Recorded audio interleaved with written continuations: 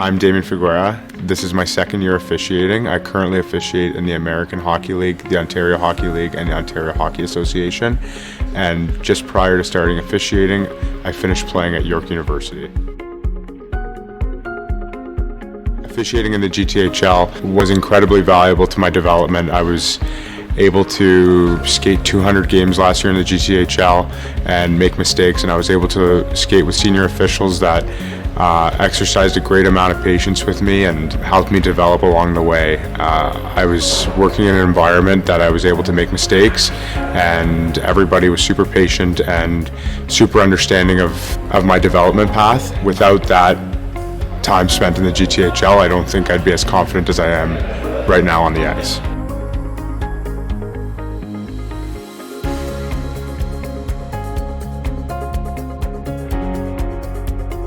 As a part of the GTHL's Fast Track program last year, I got to work higher level games as a level 1 official. Typically level 1 officials and new officials start in house league and work their way up through select programs before doing rep hockey. I got to start working rep hockey right away.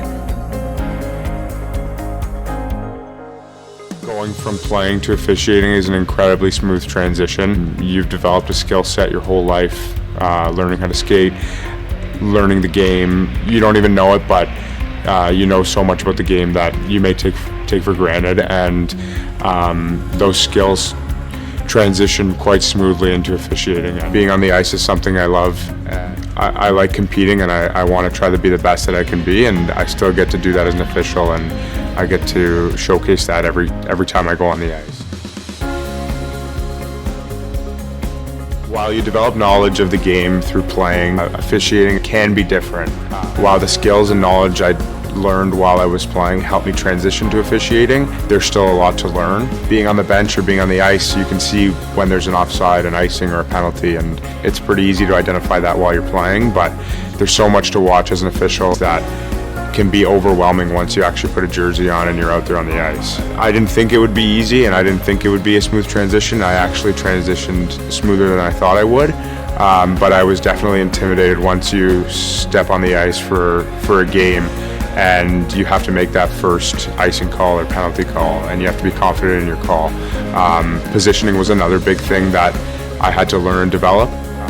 Be close enough to make a call, but be far enough to stay out of the way, and just knowing how to find that perfect balance was a bit of a challenge, and I'm still learning how to get better at that every day.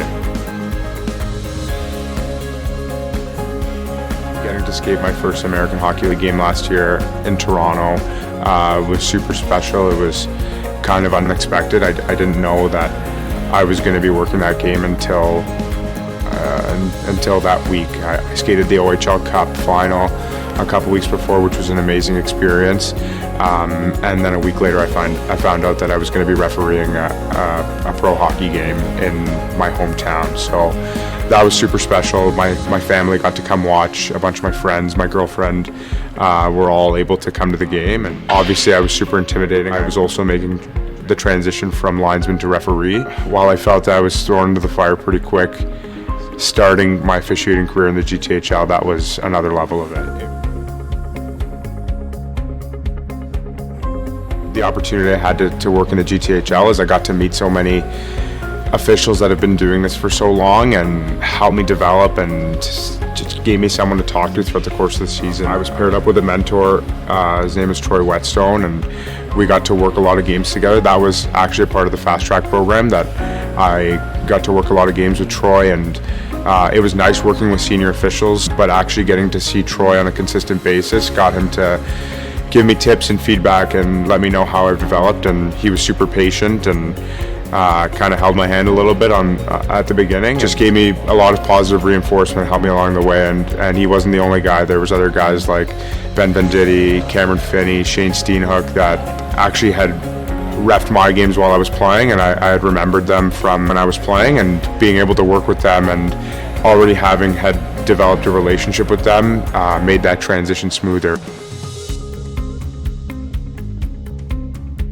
As a player, you're on the ice every day for from the time you put on skates as a kid and until the time you stop playing, where whatever level you finish off at, whether it's minor hockey, junior hockey, college hockey, pro hockey, you have so much knowledge of the game, a really unique skill set developed, and to not stay involved after is, I don't want to say talent wasted, but having that talent is incredibly valuable, and being able to give back to a community that helped myself out along the way and let me do something I was passionate about and pursue a dream, being able to give back to that and see kids or teenagers that are trying to pursue that same dream that I had of playing professional hockey was very rewarding.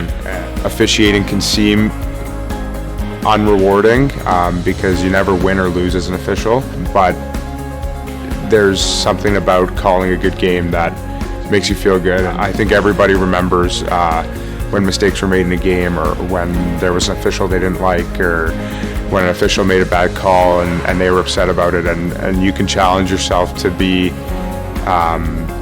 a change and a good official and someone who has knowledge of the game that can give back to their community.